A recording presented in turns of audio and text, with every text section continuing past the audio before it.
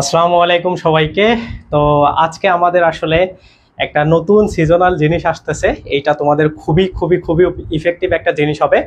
এটা হচ্ছে সাম্প্রতিক একটা হাইলাইটস, মানে পুরো সপ্তাহ জুড়ে আমাদের বিশ্বে বা আমাদের দেশ এবং বিশ্ব মিলে, বাংলাদেশ এবং ইন্টারন্যাশনাল পার্ট মিলে যে যে সমসাময়িক ঘটনাগুলো হচ্ছে এর উপর ওভারভিউ করে আমাদের এই প্রোগ্রামটা লঞ্চ হচ্ছে। তো এইটার আমরা আসলে নামকরণ করছি সাম্প্রতিক সপ্তাহ, মানে পুরো সপ্তাহে সাম্প্রতিক যে ঘটনাগুলো আছে সেগুলোকে আমরা সুন্দর করে দেখব। তো এই ক্লাসটা করলে আসলে কি কি টাইপের উপকার হবে, প্রথম কথা হইল যারা সাম্প্রতিক থেকে জিকে প্রশ্ন, অ্যাডমিশন টেস্ট বা যে কোনো জায়গায় যে জিকে প্রশ্নগুলো আসলে যারা আসলে ঠিকঠাক অ্যান্সার করতে পারে না তাদের জন্য অনেক বেশি এটা ইফেক্টিভ হবে। এবং আমরা যেহেতু প্রতিটা সপ্তাহ ধরে ধরে পড়বো, এজন্য প্রতি মাসে শুধুমাত্র 4টা করে ক্লাস করলেই তাইলে পুরো মাসের সাম্প্রতিক বিষয়গুলো সম্পর্কে ডিপ একটা নলেজ খুব ভালোভাবে চলে আসবে। তো আজকের এই ক্লাসটাতে আমরা আসলে সুন্দর করে এক এক করে এই সাম্প্রতিক বিভিন্ন বিষয় নিয়েই আলোচনা করব। তো আমাকে ঠিকঠাকভাবে দেখা যাচ্ছে কিনা, তো এইটা আমরা কনফার্ম হওয়ার পরেই তারপরে আমরা আসলে বেসিক্যালি আমাদের এই ক্লাসটা সুন্দর করে শুরু করে দিব। তো তোমরা কে কোথা থেকে দেখছো এবং আমাকে ঠিকঠাক শোনা যাচ্ছে কিনা এইটা একটু জানায় দাও, আমি নিজেও চেক করি। ওকে, এখন আমরা আসলে বেসিক্যালি প্রথমে কোন দিকটা ধরে আগাবো, আমরা একটা ডেট ধরে ধরে আগাবো যাতে করে আমাদের সুন্দর করে বিষয়গুলোকে বুঝতে সুবিধা হয়। অর্থাৎ আমরা যে আজকের আমাদের যে প্রথম সিজনের ক্লাসটা চলতেছে এইটা হচ্ছে একদম 1 জুলাই থেকে 7 জুলাই পর্যন্ত, মানে বিগত 7 দিন, এই পুরো সপ্তাহ জুড়ে যা যা হয়েছে সেইটা। তো এটা হচ্ছে প্রথম ক্লাস। দ্বিতীয় ক্লাসে আমরা 8 তারিখ থেকে 15 তারিখ বা 14 তারিখ এইভাবে, তারপরে 15 থেকে 21, এইরকম করে করে আমরা প্রতি 7 দিন ধরে ধরে আমরা সুন্দর করে তথ্যগুলো জানার ট্রাই করব। তো আজকের এই ক্লাসটাতে আমরা প্রথম একদম এই জায়গাতে আমরা খেয়াল করব সব সময় ক্লাসের যে আমাদের এইখানে ডেটগুলো দেওয়া আছে। তো স্পেসিফিক এই 7 দিনের মধ্যে স্পেশালি কোন কোন ঘটনাগুলো হয়েছে কোন ডেটে আমরা সেইগুলা সুন্দর করে জানার ট্রাই করব। তো প্রথম যে ঘটনাটা সেটা হইল ইতালির প্রধানমন্ত্রী জর্জিয়া মেলোনি, তিনি হচ্ছে ঢাকায় আসছেন। তো এই ঢাকায় আসাটা নর্মাল কোনো কিছু না, কারণ আমাদের যে নতুন সরকার গঠন করা হয়েছে বা আমাদের যে হচ্ছে প্রথম এই অন্তর্বর্তীকালীন সরকার আছে, তো সেই অন্তর্বর্তীকালীন সরকারের দায়িত্ব নেওয়ার পর থেকে কোনো ইউরোপিয়ান দেশের প্রধানমন্ত্রী আমাদের দেশে প্রথম সফরে আসার কথা আছে। তো এইটা একটা খুবই গুরুত্বপূর্ণ একটা বিষয়। এবং এই সফরের মূল বৈশিষ্ট্যটা কি? এই সফরের মূল বৈশিষ্ট্যটা হবে যে এই মেলোনি উনি হচ্ছেন রোম এবং ঢাকার একটা দ্বিপাক্ষিক সম্পর্কের মধ্য দিয়ে এই সফরটাতে তিনি আসলে বিভিন্ন বিষয় আলোচনা করবেন। তো এই দ্বিপাক্ষিক যে বিষয়গুলো হবে বা এই দুই দেশের বিভিন্ন মানে দুই দেশের যে অন্তর্বর্তী বিষয়গুলো আলোচনা করা হবে, তার মধ্যে সব থেকে মেইন যে গুরুত্বপূর্ণ বিষয় হইল সেটা ইতালির রোমে বা ইতালিতে আসলে ঢাকা থেকে বা বাংলাদেশ থেকে প্রায় 50 লাখের বেশি কর্মী, 5 লাখের প্রায় 5 লাখের বেশি কর্মী আসলে আমাদের এই দেশ থেকে ইতালিতে পাঠানো হবে। তো তাদেরকে কিভাবে কোন কাজে নেওয়া হবে, তাদের বেতনগুলো কিভাবে হবে, এরকম বিভিন্ন বিষয় নিয়ে আসলে এর মধ্যে আলোচনা করা হবে বা এই দ্বিপাক্ষিক বৈঠকটাতে এটা আলোচনা করা হবে। তো এইখান থেকে কি টাইপের আসলে প্রশ্ন আসতে পারে বা সাম্প্রতিক প্রশ্নগুলো যদি হয় তাহলে কি টাইপের প্রশ্ন আসবে? প্রথম প্রশ্ন আসতে পারে যে এই যে রোম আর ঢাকার যে দ্বিপাক্ষিক বৈশিষ্ট্য, মানে দ্বিপাক্ষিক যে সফরটা হইলো বা দ্বিপাক্ষিক যে বিভিন্ন আলোচনা হইলো, এটা আসলে কত তারিখের মধ্যে বা কত তারিখে এটা হইছে, মানে তিনি আসলে কত তারিখে আমাদের এই দেশে আসছেন ইতালি থেকে। ওকে, তার মানে প্রশ্নটা এইরকম হইতে পারে যে ইতালির প্রধানমন্ত্রী জর্জিয়া মেলোনি তিনি ঢাকায় আসছেন কত তারিখে? তিনি আসছেন হচ্ছে 30 অগস্ট। এইটা যেহেতু আপকামিং একটা ঘটনা, এজন্য তিনি আসবেন, এই জন্য লেখা আছে যে তিনি আসছেন কবে। তোমরা যখন পরীক্ষা দিবা তখন এইরকম প্রশ্নটা ঘুরে যাবে যে তিনি আসছিলেন কত তারিখে, কারণ তোমাদের পরীক্ষা তো ডিসেম্বর জানুয়ারি এই টাইমের দিকে হবে। সো এই জন্য তোমরা এই ডেটটা খুব ভালো করে মাথায় রাখবা। ওকে, সো এইটাতে আরো কিছু বিষয় এই জায়গাতে আলোচিত হবে বা আলোচনা হবে, সেটা হলো দুই দেশের অর্থনীতি নিয়ে, তারপরে দুই দেশের আরো বিভিন্ন ইকোনমিক্যাল জোন বা ইকোনমিক্যালি এক দেশ আরেক দেশকে কিভাবে সাহায্য করতে পারে, এইরকম অনেক বিষয় আলোচনা করা হবে। বাট মেইন ফোকাসটা হইলো যে ইতালি ইউএইতে বাংলাদেশ থেকে 5 লাখ কর্মী নেওয়া হবে এবং সেই কর্মীদের কি কি কাজে নিয়োগ করা হবে স্পেসিফিক সুনির্দিষ্ট বিষয়গুলো আসলে তিনি আলোচনা করবেন। এবং এই জায়গা থেকে আরো যে প্রশ্নগুলো হইলো, তিনি হচ্ছে যে জর্জিয়া মেলোনি, তিনি যেহেতু ইতালি থেকে আসতেছেন, তার মানে ইউরোপিয়ান কোন প্রধানমন্ত্রী সর্বপ্রথম বাংলাদেশে অন্তর্বর্তীকালীন সরকার থাকা অবস্থায় সফর করেন। সো এই টাইপের প্রশ্নগুলো এই জায়গা থেকে আসতে পারে। ওকে, সো এইটা হইলো বেসিক তথ্য, বা এই জায়গা থেকে যদি আসে এই যে জর্জিয়া মেলোনি ঢাকায় আসা নিয়ে, তাইলে এর বাইরে আর কোনো মানে প্রশ্ন আসবে না, বা প্রশ্ন আসার চান্স খুবই কম। ওকে, এখন আমরা দ্বিতীয় প্রশ্ন যেটা যাব সেটা হইলো একটা বাংলাদেশ টপিকের। আমরা বাংলাদেশ এবং আন্তর্জাতিক দুইটার কম্বিনেশনেই পড়বো, কারণ আমরা ডেট ওয়াইজ দেখতেছি। ওকে, সো 2 তারিখে আরো একটা নিউজ পেপার থেকে, আর এই নিউজগুলো আমি তোমাদের যে কোনো মানে আমি নিজে যে নিউজগুলো পড়ি ওই নিউজের পেপার থেকে তোমাদেরকে দেয় আর কি, স্পেসিফিক বাছাইকৃত প্রশ্ন। এই জন্য তোমাদের আসলে টেনশন করার কারণ নাই যে এই পুরো সপ্তাহে কোনগুলা ইম্পর্টেন্ট বা কোনগুলা থেকে প্রশ্ন আসতে পারে। তো যেগুলো আসার মতো বা যেগুলো থেকে আসবে, যেগুলো হট নিউজ থাকে ডের, তো একটা দিনে 3টা বা 2টা বা 1টা বা 4টা, অনেক সময় 5টা, অনেক সময় হট নিউজ থাকে, তো সেইগুলাই আমি তোমাদেরকে দিয়ে দিব। সো ওগুলা নিয়ে কোনো টেনশনের কিছু নাই। তো এই জায়গার যে সাম্প্রতিক সপ্তাহের আমাদের 1 থেকে 7 জুলাইয়ের এরকম হচ্ছে আমাদের 2 তারিখে যে নিউজটা হয়েছে বাংলাদেশ নিয়ে, সেটা হইলো খুবই একটা ইম্পর্টেন্ট এবং পরীক্ষাতে আসার মতো জিনিস। সেটা হলো কি 2024-25 অর্থ বছরে, মানে আমাদের যে অর্থ বছরটা চলে গেল, একটা অর্থ বছরের আমরা নর্মালি হিসাব করি জুন ক্লোজিং, মানে জুন মাসের 30 তারিখ পর্যন্ত বা জুন মাসের শেষ দিন পর্যন্ত একটা অর্থ বছর ঘোষণা করা হয়। তো সেই অর্থ বছরের মানে পরিসংখ্যান অনুসারে এই বছর মোট প্রবাসীদের আয়ের পরিমাণ কত, মোট প্রবাসী মানে প্রবাসী থেকে বা আমাদের বাইরের দেশ থেকে আমাদের দেশে কত আসলে রেমিটেন্স আসছে বা প্রবাসীদের আয় কতগুলা হয়েছে, তো সেটা হলো $3033 কোটি টাকা এই বছর আয় হয়েছে। সো কেন আসলে এটা ইম্পর্টেন্ট, কারণ জুলাই আন্দোলনের সময় আমরা দেখছি প্রবাসীরা তাদের অর্থ প্রেরণ করা অফ করে দিছিল বা বন্ধ করে দিছিল। এজন্য এই প্রবাসীর বিষয়গুলো নিয়ে এই বছর প্রশ্ন আসার চান্স অনেক বেশি আছে। তো যদি প্রশ্ন আসে তাহলে এই জায়গা থেকে প্রশ্ন আসবে, আর কোনো প্রশ্ন আসবে না। তো আমরা যদি কিছু বিষয় খেয়াল করে দেখি যে এই জায়গাতে যে এই যে $3033 কোটি যেটা অর্থ পাঠানো হয়েছে, এইটা বিগত বছরের তুলনায় 27% বেশি, বা মানে বিগত বছরে যা পাঠানো হয়েছিল তার থেকে প্রায় $6.5 বিলিয়ন এর বেশি এই বছর পাঠানো হয়েছে। তার মানে আমাদের কিন্তু বাইরের দেশ থেকে যে রেমিটেন্স বা আমাদের যে প্রবাসীদের আয়, এটা কিন্তু অনেক বেশি পরিমাণে আমাদের ইকোনমিতে অনেক বেশি হেল্প করছে। সো এই তথ্যগুলা যদি আসে, এর বাইরে তোমাদের আর আসবে না, এতটুকু জানলেই তোমাদের হবে। ওকে, সো এইটা গেল আমাদের প্রবাসীদের আয় রিলেটেড, বা প্রবাসীরা কি কি পাঠাইছে বা তাদের আয়গুলা রিলেটেড এইখানের প্রশ্ন। ওকে, সো এইখান থেকে এর বাইরে তোমাদের প্রশ্ন আসবে না। এবং তৃতীয় প্রশ্নটা হচ্ছে, বা এর মানে আরো 2 তারিখে আরো একটা নিউজ পাবলিশ হয়েছে, সেইটার প্রশ্ন হচ্ছে যে প্রস্তাবিত তৃতীয় মেঘনা সেতুর দৈর্ঘ্য কত। মানে প্রস্তাবিত তৃতীয় মানে আমরা যদি দেখি যে আমাদের পদ্মা সেতু, তারপরে হচ্ছে যমুনা রেল সেতু হইল, এরপরে এখন কাজ হচ্ছে মেঘনা সেতু নিয়ে। তো এই মেঘনা সেতুর আসলে দৈর্ঘ্য কত, এটা তোমাদের পরীক্ষাতে আসার মতো বা পরীক্ষাতে এটা আসতে পারে। ওকে, সো আমরা যদি একটু দেখি, এটা হচ্ছে 3.13 কিলোমিটার, 3.13 কিলোমিটার। ওকে, সো 3.13 কিলোমিটার, 3.13 কিলোমিটার এটার দৈর্ঘ্য এটা। ওকে, সো এখান থেকে আরো কিছু স্পেসিফিক প্রশ্ন আসতে পারে, যেগুলা যে এই দুইটা মানে এই যে সেতুটা করা হচ্ছে, এটা আসলে কাকে কাকে সংযোগ করবে বা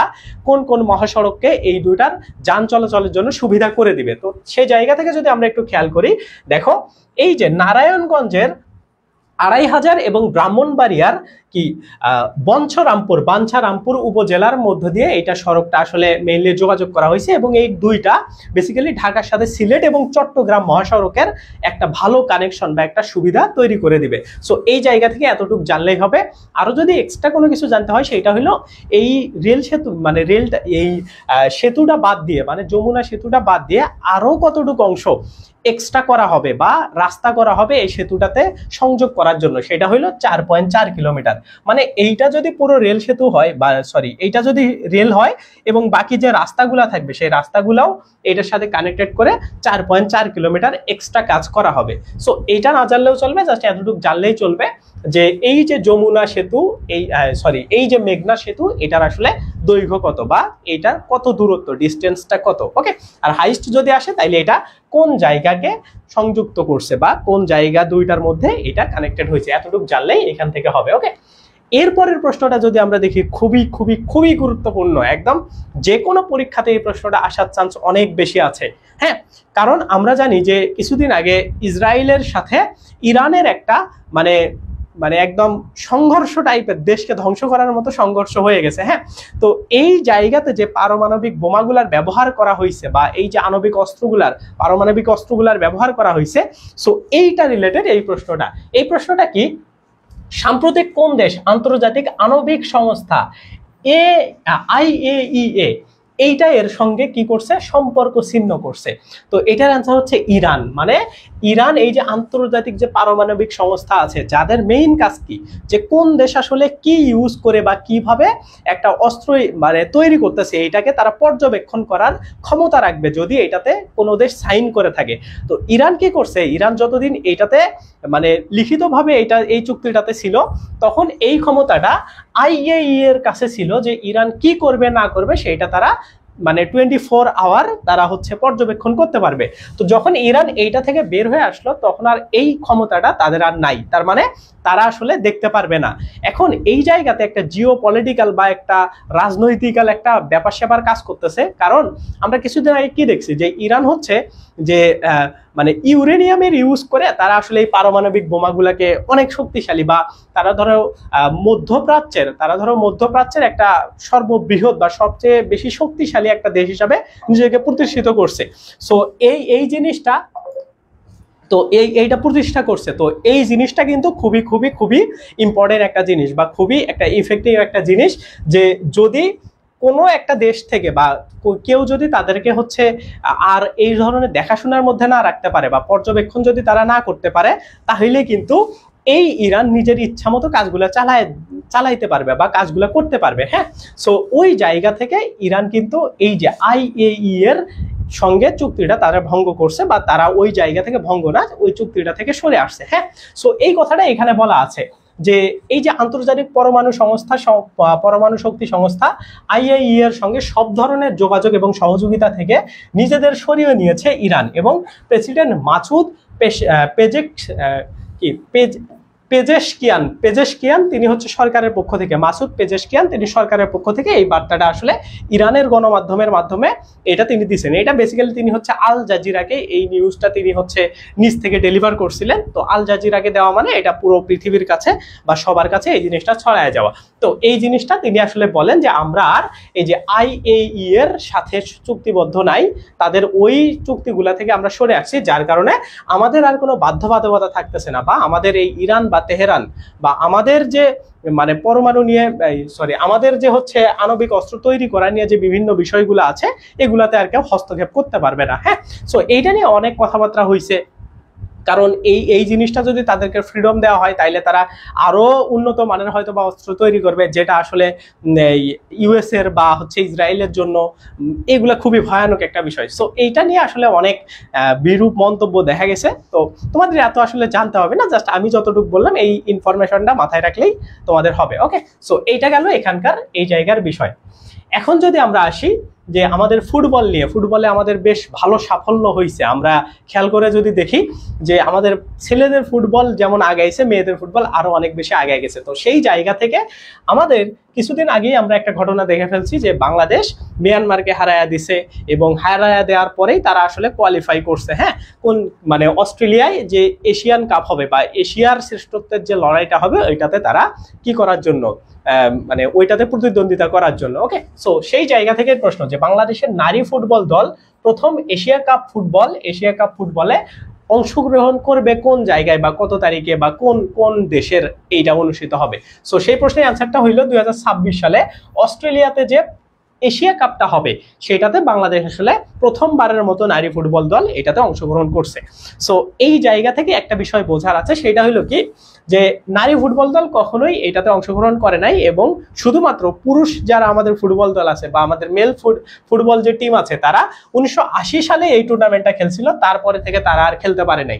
তার মানে এটা কিন্তু খুব বড় একটা অর্জন আমাদের মেয়েদের ফুটবলের জন্য, বা মেয়েদের ফুটবলের এই যে শ্রেষ্ঠত্বটা দেখা, এই জায়গাতে অংশগ্রহণ করাটা, এটা কিন্তু খুব বড় একটা কাজ। হ্যাঁ, সো এই প্রশ্নটা আসার চান্স অনেক বেশি আছে যে এই যে বাংলাদেশ ফুটবল দল মানে ফিমেল বা মেয়েদের ফুটবল দল এটা যে প্রথম এশিয়া কাপ অংশগ্রহণ করতেছে এটা কোন দেশে আসলে এবং কোন সালের এটা কোথায় অনুষ্ঠিত হবে। সো এটার অ্যান্সার হচ্ছে 2026 সালে এই টুর্নামেন্টটা অনুষ্ঠিত হবে এবং এটা অস্ট্রেলিয়ায় যেহেতু অনুষ্ঠিত হবে এজন্য বাংলাদেশ গিয়ে অস্ট্রেলিয়ায় সেখানে খেলবে। ওকে, সো এইখান থেকে এটা হচ্ছে তথ্য। এখন যদি আমরা পরবর্তী একটা তথ্য দেখি সেটা হলো কি যে সরকার প্রকাশিত গ্যাজেট অনুসারে জুলাই শহীদদের সংখ্যা কত, মানে সরকারি হিসাব অনুসারে জুলাই আসলে শহীদদের যে সংখ্যা সেটা 3 তারিখে পাবলিশ করা হয়েছে, সেটা কত, সেটা হইলো 844 জন। হ্যাঁ, তো এই তথ্যটা কিন্তু আসার মতো, এটা কিন্তু একটা অফিসিয়াল নিউজের মাধ্যমে এটা গ্যাজেটেড আকারে পাবলিশ হয়েছে, তার মানে এই তথ্যটা তোমরা খুব ভালো করে মাথায় রাখবা। ওকে, সো এইটা আসার চান্স তোমাদের অনেক বেশি আছে। এরপরে আমরা যদি একটা দেখি খুবই খুবই খুবই ইম্পর্টেন্ট একটা তোমাদের জন্য এইটা পরীক্ষাতে আসার মতো একটা তথ্য, সেটা হলো বাংলাদেশে আলোচিত নির্বাচন পদ্ধতিটির নাম কি। মানে এখন যে নতুন পদ্ধতিতে একটা নির্বাচন হওয়ার কথা আছে, তো সেই পদ্ধতিটার আসলে নাম কি? সেই পদ্ধতিটার নাম হচ্ছে আনুপাতিক নির্বাচন ব্যবস্থা বা হচ্ছে পিআর। তো আনুপাতিক বা পিআর নির্বাচন সিস্টেমটা আসলে কি এবং বর্তমান যে নির্বাচন ব্যবস্থা আছে এর সাথে আসলে তারতম্য কোথায়? তো আমরা যদি একটা নর্মাল হিসাব দেখি যে বর্তমানে আমাদের আসলে নির্বাচন সিস্টেম, বর্তমানে নির্বাচন, হ্যাঁ, নির্বাচন সিস্টেমটা যদি আমরা একটু বোঝার ট্রাই করি তাইলে আমরা এই জিনিসটা বুঝতে আরো সুবিধা হবে। এখন বর্তমানে তোমরা মনে করো যে কোনো একটা নির্বাচন হয়েছে, সেই নির্বাচনে 80% ভোট পড়ে গেছে, মানে 80% ভোট হয়ে মানে লোকজন ভোট দিছে। এখন এই 80% ভোটের মধ্যে দল আছে হচ্ছে 4টা, মানে 4টা দলে এই 80% ভোট পাইছে বিভিন্ন অনুপাতে। আমরা যদি 1 নম্বর দল দিই যে 1 নম্বর, তারপরে হচ্ছে 1 নম্বর দল পাইলো 20%, 2 নম্বর দল পাইলো হচ্ছে 20%, 3 নম্বর দল পাইলো হচ্ছে 20%, এইরকম করে পাইলো। ওকে, তার মানে 3টা দল মিলে পাইলো হচ্ছে 60%। এখন এইটা ধরো এইখানে 85%, ধরো বর্তমানে ভোট পড়ছে হচ্ছে 85%, হ্যাঁ 85%। তো এখন 4 নম্বর যে দল আছে তারা কিন্তু ভোট পাইলো কত পার্সেন্ট? 25%। এখন যে দল 25% ভোট পাইলো তারা নর্মালি ক্যালকুলেটিভ ওয়েতে আমরা দেখতে পাচ্ছি যেহেতু এরা বেশি ভোট পাইছে তার মানে এরা হচ্ছে উইনার। ওকে, তো যারা উইনার তারাই কি করবে? সংসদ গঠন করবে, মানে সংসদের যতগুলো আসন আছে আমরা যদি সংরক্ষিত আসনগুলো বাদ দেই, ধরো আমাদের মহিলা আসনগুলো যদি আমরা বাদ দেই তাইলে আমাদের আসন হচ্ছে 300। এখন এই 300 আসন এই যে 25% যে দলটা পাইলো তারাই কিন্তু এই 300 আসন তাদের প্রতিনিধি দিয়ে এইগুলাতে তারা মোটামুটি গভর্নমেন্ট গঠন করবে। এখন যে সিস্টেম, কিন্তু এই যে নতুন যে নির্বাচন পদ্ধতিটার কথা বলা হচ্ছে এটা হইলো যে যত ভোট পাবে সেই অনুসারে তাকে আসন দিতে হবে। মানে আমি যদি নর্মাল একটা হিসাব দিই এইরকম যে ধরো তোমরা বাংলাদেশের হিসাব যদি খেয়াল করো, তোমরা ধরো যে জামাত, তারপরে হচ্ছে এনসিপি আর ধরো বিএনপি, হ্যাঁ, এই 3টা দলই তো এখন বাংলাদেশের সব থেকে বড় দল। এখন এই যে জামাত ভোট পাইলো হচ্ছে 10%, এনসিপি ভোট পাইলো হচ্ছে 20%, হ্যাঁ, আর এই বাকিগুলা পাইলো হচ্ছে বিএনপি। ওকে, আমাদের ধরো 90% ভোট হয়েছে, তার মানে বাকিগুলা পাইলো কত? 30, আর এইখানে হচ্ছে 60% ভোট বিএনপি পেয়ে গেছে। ওকে, এখন একটা বিষয়, তাইলে এই জায়গাতে আসন বন্টনটা কিভাবে হইলো? আসন বন্টনটা কিভাবে হবে? এই যে এনসিপি যে 20% ভোট পাইছে, এই 20% ভোটের অনুসারে তাদেরকে আসন দিতে হবে। তার মানে আমরা যদি একটু খেয়াল করি যে তাইলে জামাত 10% যদি ভোট পায় তাইলে তাদের আসন কতগুলো হবে? 30টা, কারণ 300 যদি আমরা 10% করি তাইলে 30টা আসে। আর এনসিপি যদি 20% পায় তাদের হবে 60টা আসন, আর বাকি 60%-এর জন্য যতগুলো আসন লাগে সবগুলো পাবে বিএনপি। হ্যাঁ, সো এই সিস্টেমটাকে বলা হচ্ছে পিআর সিস্টেম বা হচ্ছে আনুপাতিক নির্বাচন, মানে একটা অনুপাত অনুসারে নির্বাচন, মানে একটা যে কোনো একটা ভোটের অনুপাত অনুসারে তুমি আসন পাবা। এই জায়গাতে কেন আসলে এই সিস্টেমটা করা হইতেছে বা এই সিস্টেমটা করা হইলে আসলে লাভটা কি হবে? এই সিস্টেমটা করা হইলে লাভ হবে যে আমি যাকে চাচ্ছি, আমি একটা উপজেলা বা আমি একটা আসন থেকে যাকে নির্বাচন করে দিছি তার একটা ভালো কর্তৃত্ব থাকবে, তার একটা ভালো মতামত দেওয়ার জায়গা থাকবে। শুধুমাত্র একটা দল পুরো ক্ষমতা মানে ইহা করবে, এই সিস্টেমটা আর থাকবে না। সো এইটা আসলে আমাদের দেশের জন্য একটা ভালো। তো এই সিস্টেমের কথাটা আসলে এখন বলা হচ্ছে যে যদি এরকম আনুপাতিক নির্বাচন ব্যবস্থা বা পিআর সিস্টেমটা করা হয় তাহলে আমরা যে অনুপাত অনুসারে যে যত ভোট পাবে সেই অনুসারে তাকে আসন দেওয়া হবে। এটা অবভিয়াসলি আমাদের দেশের জন্য ভালো। সো এইটা নিয়েই বেসিক্যালি এখন কারো সমস্যা নেই, শুধুমাত্র বিএনপি তারা এই বিষয়টা নিয়ে বলছে যে তারা এই বিষয়ে রাজি না। জামাত, এনসিপি সহ অন্যান্য যারাই আছে তারা আসলে এই বিষয়টাকে সাপোর্ট করছে যে তারা এই বিষয়ে নির্বাচন পেতে আগ্রহী, হ্যাঁ তারা নির্বাচনে এই বিষয়ে যেতে আগ্রহী। বাট বিএনপি এই বিষয়টা তারা হচ্ছে এটাতে আগ্রহী না, বিএনপি এটাতে আসলে আগ্রহ প্রকাশ করেনি। সো তো এইটা হচ্ছে আনুপাতিক নির্বাচন এবং এই নির্বাচনে 26-এর নির্বাচন হলেও হতে পারে। সো এইটা হচ্ছে তোমাদের একটা বিষয়, যেটা আমাদের কত তারিখে, এটা আমাদের 3 তারিখের নিউজ ছিল। হ্যাঁ, এখন আমরা 4 তারিখের একটা আপডেট নিউজ জানি। এটা হচ্ছে একটা খুবই খুবই খুবই গুরুত্বপূর্ণ একটা জিনিস। সেটা হলো কি, যে বিশ্বে প্রথমবারের মতো তালেবান সরকারকে আনুষ্ঠানিক স্বীকৃতি দেয় কোন দেশ? মানে তালেবান মানে আফগানিস্তানের যে তালেবান সরকার আছে বর্তমান কারেন্ট এক্সিস্টিং, তাদেরকে আসলে স্বীকৃতি দেয় কে? স্বীকৃতি দেয় হচ্ছে রাশিয়া। একটা জিনিস খেয়াল করো, প্রথমবারের মতো, মানে তুমি যদি খেয়াল করে দেখো তালেবানকে স্বীকৃতি কেউ দিচ্ছে না, সেই জায়গা থেকে প্রথমবারের মতো স্বীকৃতি দিচ্ছে সে আবার রাশিয়া।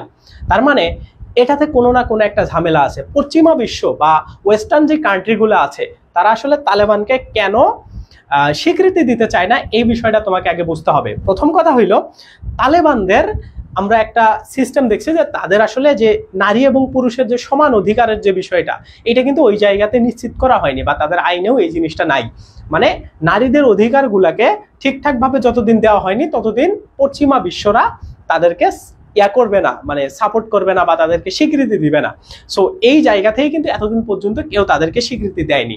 তো সেই সব কোনো কিছু না মেনে, সব কোনো কিছু চিন্তা ভাবনা না করে বা ওই সবকিছু অ্যাভয়েড করে রাশিয়া কিন্তু তালেবান সরকারকে কি করছে, তালেবান সরকারকে আনুষ্ঠানিকভাবে অনুমতি দিয়ে দিছে। তো এইটাতে আরো অনেক পলিটিক্যাল ইস্যু আছে বা পলিটিক্যাল ব্যাপার আছে। তো তারপরেও আমরা জাস্ট এতটুকুই জানবো, এই জায়গা থেকে এই প্রশ্নটা জানলেই, এই অ্যান্সারটা জানলেই তোমাদের আর কোনো কিছু জানার প্রয়োজন নেই। ওকে, সো এটা গেল এখানকার। তারপরে যদি আমরা আর একটা আপডেট দেখি, আর একটা তথ্য, সেটা হইলো খুবই খুবই খুবই ইম্পর্টেন্ট, তোমাদের পরীক্ষাতে এটা আসবেই। এটা হইলো বিগ বিউটিফুল বিল। হ্যাঁ, এটা হচ্ছে 4 তারিখের একটা নিউজ। বিগ বিউটিফুল বিল এইটা কবে মানে প্রতিনিধি পরিষদে এটা পাশ করা হয়? মানে এই বিগ বিউটিফুল বিল এটা হচ্ছে ডোনাল্ড ট্রাম্পের প্রপোজিত, মানে তাই সে হচ্ছে একটা প্রপোজাল দিছে। এই প্রপোজালটা হচ্ছে একটা বিল আকারে পাবলিশ করা হয়েছে। সেটা কত তারিখে? 3 জুলাই, মানে 3 তারিখে এই বিগ বিউটিফুল বিলটা পাবলিশ করা হয়েছে। তো এই বিগ বিউটিফুল বিলের আসলে মূল কথাটা কি? বিগ বিউটিফুল বিলের মূল কথা হচ্ছে যে tax reduction of rich people. মানে কি, যে কোনো ট্যাক্স বা যে করগুলো আছে এগুলা শুধুমাত্র যাদের আর্নিং বেশি তাদের জন্য সুবিধাজনকভাবে এগুলা কমায়া দেওয়া হয়েছে। তো এইটা হচ্ছে এই বিগ বিউটিফুল বিলের মূল একটা কথা ছিল। সো এইটা ব্যাপারটা কেমন, যে ধরো যাদের অনেক বেশি টাকা আছে তাদের কম খরচ হবে, বাট যাদের কম টাকা আছে তাদের বেশি খরচ হবে। হ্যাঁ, সো এইটা বিভিন্ন বিষয়ের উপর এই বিগ বিউটিফুল বিলটা বিভিন্ন বিষয়ে এটাতে আলোচনা করা হয়েছে। যেমন স্থায়ী করা হয়েছে এখানে হচ্ছে করসার, যেটা হচ্ছে 2017 সালে ডোনাল্ড ট্রাম্প যখন ক্ষমতায় আসলো তখন আসার পরে সে আসলে এই সেম জিনিসটাই করছিল, যে যারা অনেক বেশি টাকাওয়ালা তাদেরকে আমি ছাড় দিয়ে আমার লোক বানায় নিব। তো তার একটা স্ট্র্যাটেজি ছিল, সেই স্ট্র্যাটেজিটাকে তিনি তার ক্ষমতা থাকা, সে 2028 সাল পর্যন্ত ক্ষমতায় থাকবে সেই পর্যন্ত সেগুলাকে সে স্থায়ীকরণ করছে। তারপরে এই যে ওভারটাইম এবং টিপসের উপরে করসার, মানে এই যে ওভারটাইম কেউ যদি চাকরি করে বা টিপস যদি পায় তার উপরে একটু কর্স ডিডাকশন বা কর্স ছাড় দেওয়া হবে, সেই বিষয়ের উপরে তিনি কাজ করছে। তারপরে অভিবাসীদের বহিষ্কারে বিপুল পরিমাণে বরাদ্দ। মানে আমরা কিছুদিন আগেই দেখছিলাম যে যারা অবৈধভাবে এই যুক্তরাষ্ট্রে বসবাস করে বা ইউএসএ তে বসবাস করে তাদেরকে উৎখাত করা হচ্ছে, এবং এই উৎখাত করার জন্য যে ক্যাম্প আছে বা যে সৈন্যগুলো আছে বা যে টিমটা নিয়োগ করা হয়েছে সেটাতে বিপুল পরিমাণে অর্থ কি করা হয়েছে, বরাদ্দ করা হয়েছে, যার কারণে যেটা হচ্ছে এই বিগ বিউটিফুল বিলের মধ্যেই ঢুকানো হয়েছে। হ্যাঁ, যে এটা করের সাথে কানেক্টেড করানো হবে পরবর্তীতে। তারপরে সীমান্তে নতুন দেওয়াল। সীমান্তে নতুন দেওয়াল বলতে আমরা কি জানি, যে ইউএসএ তারপরে হচ্ছে কার সাথে, মেক্সিকোর সাথে কানেক্টেড। সো এই মেক্সিকোর মধ্যে, মানে মেক্সিকোর আর ইউএস এর মধ্যে যারা অবৈধভাবে প্রবেশ করে, হ্যাঁ ইউএসএ তে যাতে অবৈধভাবে এই মেক্সিকান লোকেরা প্রবেশ না করতে পারে, এজন্য এই মেক্সিকান সীমান্তে একটা নতুন দেয়াল দেওয়ার ব্যবস্থা করা হচ্ছে। হ্যাঁ, সো এই জায়গা থেকেও এই জন্য করের একটা ব্যাপার স্যাপার এইখানে কাজ করবে। তারপরে কমছে এই যে খাদ্য সরবরাহ, তারপরে মেডিকেয়ার, এগুলোতে একটু কমায় দিচ্ছে। এবং আরো একটা জিনিস বাতিল করা হচ্ছে, সবুজ জ্বালানি কর সুবিধা, যেটা আমরা জো বাইডেনকে দেখছিলাম যে সবুজ জ্বালানি কর তিনি আসলে এই সিস্টেম প্রথাটা বা চালু করছিলেন। সো এটাকে তিনি আসলে বাদ করে দিচ্ছেন। হ্যাঁ, সো এই বিভিন্ন তারপরে অঙ্গরাজ্য এবং স্থানীয় করসার, সো এই বিভিন্ন বিষয়ের উপর ভিত্তি করে এই বিগ বিউটিফুল বিলটা প্রতিনিধি পরিষদে 3 জুলাই পাশ করা হয় এবং 4 জুলাই পরদিনই এটাকে আইন হিসাবে পাশ করা হয়। হ্যাঁ, আইন হিসাবে পাশ করা হয়। তোমরা সবাই জানো যে কোনো দেশের প্রথমে বিল উত্থাপন করতে হয়, সেই বিলের উপর ডিপেন্ড করে তারপরে আইন তৈরি হয়। হ্যাঁ, সো সেই জিনিসটাই এইখানে করা হয়েছে 4 তারিখে। ওকে, সো তোমাদের পরীক্ষাতে আসতে পারে বিগ বিউটিফুল বিল এইটি কার তত্ত্ব বা কে আসলে এই বিলটা উত্থাপন করেন এবং এটা কত তারিখে পাশ হয়। সো এই টাইপের প্রশ্নগুলো যদি আসে, আশা করি তোমরা ইজিলি এটা পারবা। ওকে, সো তোমরা ক্লাসটাকে শেয়ার করে দাও। ইনশাল্লাহ আমরা রেগুলার সুন্দর সুন্দর ক্লাস করব এবং খুব ভালোভাবে বিষয়গুলো আমাদের ক্লিয়ার হয়ে যাবে। এবং তোমরা যদি রেগুলার মানে প্রতি সপ্তাহে একটা করে, যেহেতু আমরা ক্লাস দিচ্ছি মাসে 4টা, হ্যাঁ 4টা জিকের ক্লাস করবা, তোমার কখনো আর জিকে পড়া লাগবে না ইনশাল্লাহ। ওকে, তো তারপরে যদি আমরা পরের প্রশ্নটা দেখি, 2024-25 অর্থ বছরে দেশের রপ্তানি আয়ে কত শতাংশ প্রবৃদ্ধি হয়েছে? তো আমাদের প্রবৃদ্ধির হার হচ্ছে এই যে এখন বর্তমানে 8.58%। এটা খুবই মাথায় রাখবা। হ্যাঁ, 2024-25 অর্থ বছরে রিসেন্ট যে অর্থ বছরটা গেছে এটাতে আমাদের প্রবৃদ্ধির হার। তো প্রবৃদ্ধি বলতে আসলে কি বোঝায়? জিডিপির উন্নয়ন। তো নর্মালি প্রবৃদ্ধি বলতে জাস্ট একটা জিনিসকেই তোমরা খেয়াল রাখবা, যে প্রবৃদ্ধি হইল যে কোনো দেশের একটা ইকোনমিক্যাল উন্নয়ন। হ্যাঁ, খুবই সহজ ভাষায় যদি তোমরা বুঝতে চাও, তো সেই ইকোনমিক্যাল উন্নয়নটা আমাদের এই লাস্ট অর্থ বছরে 8.5% এটা বেড়ে গেছে, বা এটা আমাদের মানে এত বেশি হয়ে গেছে। হ্যাঁ, সো এই জিনিসটা তোমাদের এখান থেকে জানলেই হবে। এবং এগুলা কি ইনফরমেশন অনেক সময় পরীক্ষাতে আসে। এবং আরো একটা ইনফরমেশন যেটা তোমরা 6 তারিখে পাবলিশ করা হয়েছে, সেটা হলো কি, দেখো যে জুলাই 36 গেট এটা উদ্বোধন করা হয় মানে কোন বিশ্ববিদ্যালয়ে প্রথম জুলাই 36 গেট? তো এটা করা হয় হচ্ছে সিলেট কৃষি বিশ্ববিদ্যালয়ে এইটাকে উদ্বোধন করা হয়। সো যেহেতু আমাদের জুলাই আন্দোলন নিয়ে ব্যাপক প্রশ্ন আসার চান্স আছে, এজন্য আমরা এই জিনিসগুলোকে খুব ভালো করে দেখবো। ওকে, সো তাইলে এটা কি বলা আছে যে জুলাই 36 গেট এটা উদ্বোধন করা হয় কোন বিশ্ববিদ্যালয়ে? সিলেট কৃষি বিশ্ববিদ্যালয়ে। ওকে, সো তোমরা এটা মাথায় রাখবা। এরপরে দেখো 2026 সালে 52তম G7 মানে শীর্ষ সম্মেলন কোথায় অনুষ্ঠিত হবে? ওকে, সো আমি তোমাদের এগুলা কিন্তু প্রশ্ন প্যাটার্ন আকারে পড়াচ্ছি, হ্যাঁ, যাতে করে তোমাদের প্রশ্নগুলো আসতে পারে কিভাবে এটাও তোমরা বুঝতে পারো এবং এগুলা সম্পর্কে তোমাদের একটা ক্লিয়ার কনসেপ্টও থাকে। ওকে, তো এটার অ্যান্সার কি হবে? এটার অ্যান্সার হবে ফ্রান্স। মানে ফ্রান্সে 52তম G7 এই সম্মেলনটা অনুষ্ঠিত হয়। ওকে, সো এইখান থেকে দেখো এই G7 সম্মেলনের আসলে মানে কারা কারা থাকবে বা G7 সম্মেলনে। আচ্ছা, তোমরা কি শুনতে পাচ্ছ? 52তম G7 শীর্ষ সম্মেলন কোথায়? ওকে, এটা কি সেকেন্ড টাইমারদের জন্য? হ্যাঁ, সেকেন্ড টাইমার ফার্স্ট টাইমার সবার জন্যই, কারণ এই ক্লাস তো সাম্প্রতিক সবার লাগবে।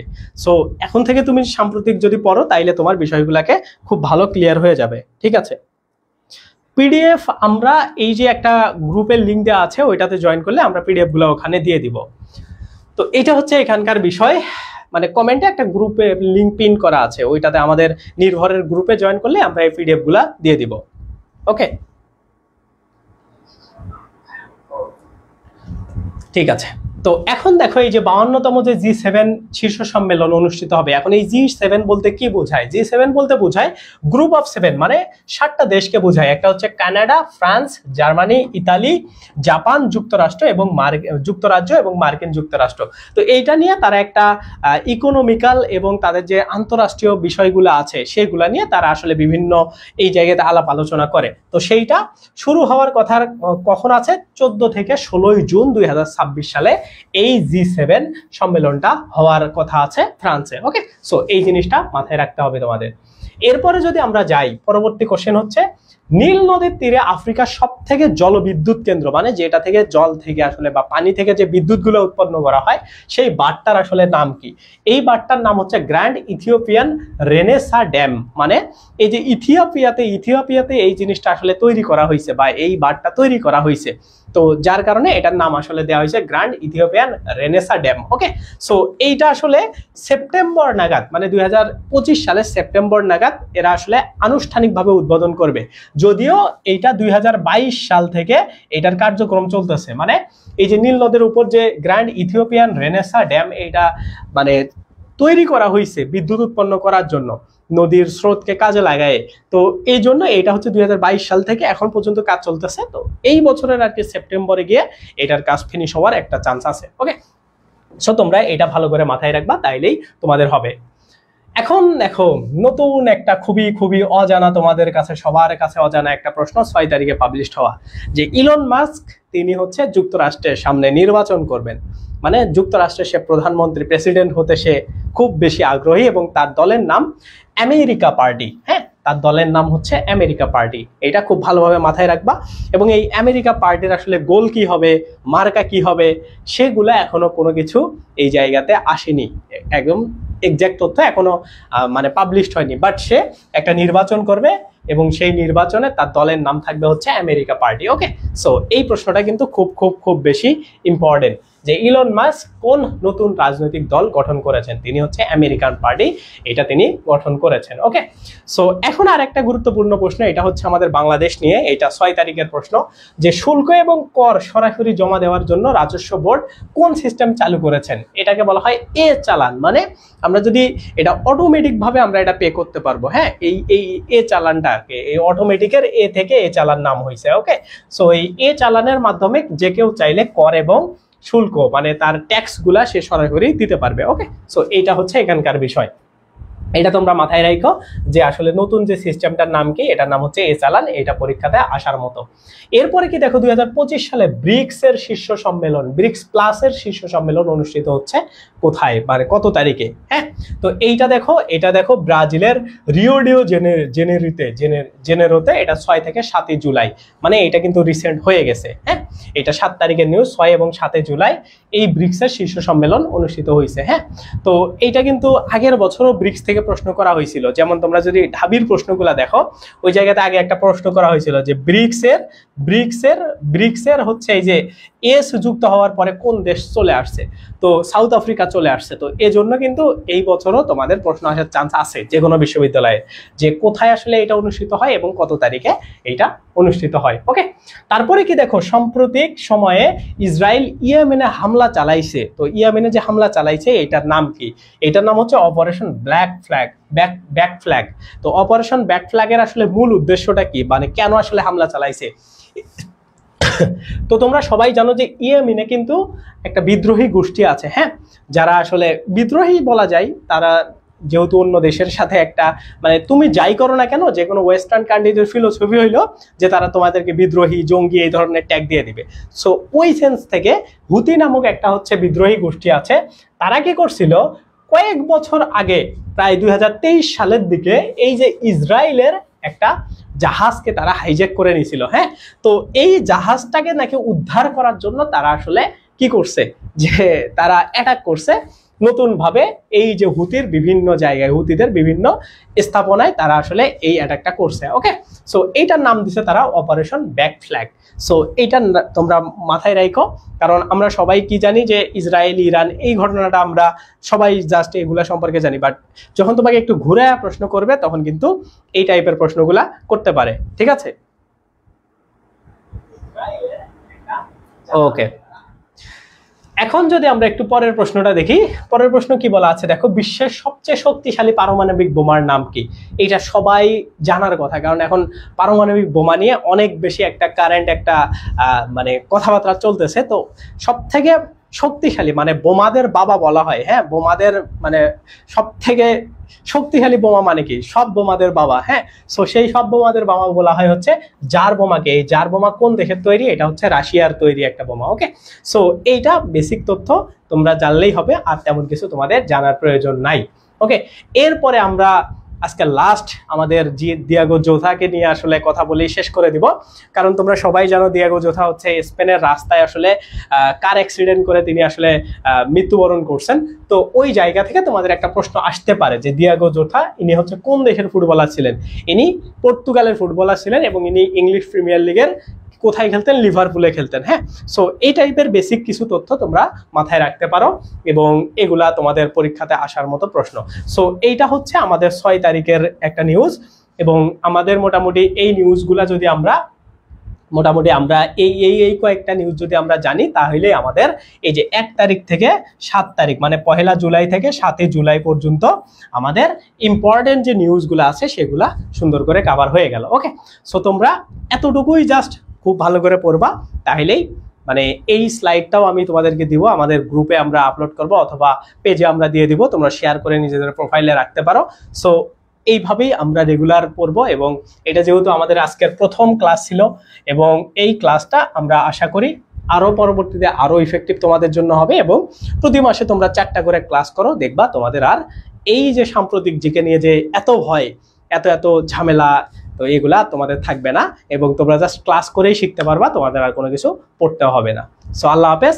এবং আমাদের কিছু এই জায়গাতে কথা আছে, এই যে তোমরা যে জিনিসগুলো দেখতেছো, তো সব বিষয়ের উপরে তোমরা চাইলে পরীক্ষা দিতে পারো আমাদের ওয়েবসাইটে, এই যে নির্ভর.নেট, এই ওয়েবসাইটে আসার পরে এই যে তোমরা ভিজিট করবা নির্ভর.নেট, আসার পরে দেখো এখানে মক পরীক্ষা দেওয়া যায়, বিভিন্ন টাইপের পরীক্ষা, মানে তুমি তোমার ইচ্ছা মতো টপিক সিলেক্ট করে, যেমন তুমি এই যে আন্তর্জাতিক টপিক সিলেক্ট করলা, সাবজেক্ট সিলেক্ট করলা, তারপরে টপিক সিলেক্ট করলা করে এইখানে তুমি ইচ্ছা মতো প্রশ্ন পরীক্ষা দিতে পারবা। হ্যাঁ, এইখানে তোমরা ইচ্ছা মতো প্রশ্ন পরীক্ষা দিতে পারবা, দিয়ে এইখানে সাবমিট করলে তোমার সব ডেটা চলে আসবে, এবং তুমি যত ভুল করো বা সঠিক করো সেগুলোর উপরেও আবার পরীক্ষা দিতে পারবা, মানে তুমি ভুল এবং স্কিপ করা প্রশ্নগুলোর উপরেও আবার পরীক্ষা দিতে পারবা। এই ধরনের বিভিন্ন অপশন আছে আমাদের এই নির্ভর ওয়েবসাইটে, এবং এইখানে তোমাদের বিভিন্ন কোর্স তোমরা পারচেস করতে পারো।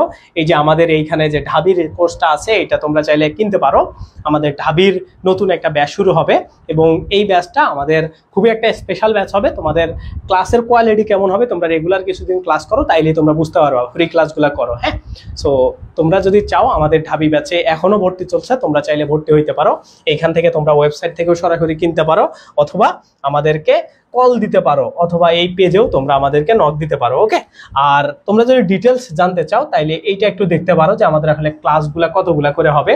দেখো তোমাদের ক্ষয় ইউনিটে ক্লাস এবং পরীক্ষার সংখ্যা সব ডিটেলস এই ভিডিওর ডেসক্রিপশনে থাকবে, তোমরা এইখান থেকে দেখতে পারো। দেখো এইখানে তোমাদের বাংলা ইংরেজি সাধারণ জ্ঞানের এমসিকিউ এর 80টা ক্লাস থাকবে, এবং এইখানে তোমাদের এমসিকিউ এর পরীক্ষা থাকবে হচ্ছে 160টা, তারপরে লিখিতর জন্য তোমাদের 16টা ক্লাস থাকবে, এবং লিখিতর জন্য পরীক্ষা থাকবে 20টা, এবং সবগুলা আমাদের নিজস্ব ওয়েবসাইট নির্ভর.নেট এটাতেই অনুষ্ঠিত হবে। সো তোমরা চাইলে ভর্তি হইতে পারো, এবং এটার কোর্স ফি মাত্র 2000 টাকা, এখন ভর্তি চলতেছে, তোমরা চাইলে ভর্তি হইতে পারো। এইখানে সবকিছু ডিটেলস দেওয়া আছে, ক্লাস কত তারিখ পর্যন্ত চলবে, কেমনি কি হবে, ফুল প্ল্যান এই জায়গাতে দেওয়া আছে, মানে তোমার কারিকুলামটা এখানে দেওয়া আছে। এবং এইখানে যারা ক্লাস নিবে তাদের হচ্ছে এটা টিচার প্যানেল, সবাই আইন বিভাগে পড়াশোনা করতেছে বিভিন্ন বিশ্ববিদ্যালয়ে। সো আশা করি তোমাদের খুব ভালো একটা প্রিপারেশন হবে, এবং তোমরা ঢাবিতে খুব ভালো করতে পারবে, এবং অন্যান্য যে কোনো বিশ্ববিদ্যালয়ে ভর্তির জন্য তোমাদের কোর্স আমাদের চালু আছে, তোমরা চাইলে ভর্তি হইতে পারো। সো আল্লাহ হাফেজ। ক্লাসটা ভালো লাগলে অবশ্যই ক্লাসে একটা লাইক দিয়ে দিবা আমাদের, আর কমেন্ট করবা তোমাদের আসলে আরো কি কি জিনিস তোমরা চাও, আমরা সবগুলাই লাইভে দেওয়ার ট্রাই করব। এবং যারা যারা ভর্তি হবা তারা আমাদেরকে নক দিতে পারো, অথবা আমাদের কল দিতে পারো। আমাদের নাম্বার আমি লিখে দিই, এই নাম্বারে আমাদেরকে নক দিতে পারো, 01863546029 এই নাম্বারে। ওকে, সো এইখানে নাম্বারটা আমাদের দেওয়া আছে, এই নাম্বারে তোমরা আমাদের স্ক্রিনশট নিয়ে কল দিলেও আমাদের সাথে সরাসরি কথা বলতে পারো। সো আমাদের পেজকে ফলো করে দিও, আমাদের ইউটিউব চ্যানেলকে সাবস্ক্রাইব করে দিও। আমাদের 2টা ইউটিউব চ্যানেল, এই ক্লাসগুলো তোমরা ইউটিউব চ্যানেলে সুন্দর করে সাজানো পাবা, অ্যাডমিশন ড্রিল এবং নির্ভর.নেট 2টা ইউটিউব চ্যানেলেই তোমরা পাবা, এবং আশা করি তোমাদের ক্লাসগুলো রেগুলার খুব ভালো লাগবে। আল্লাহ হাফেজ।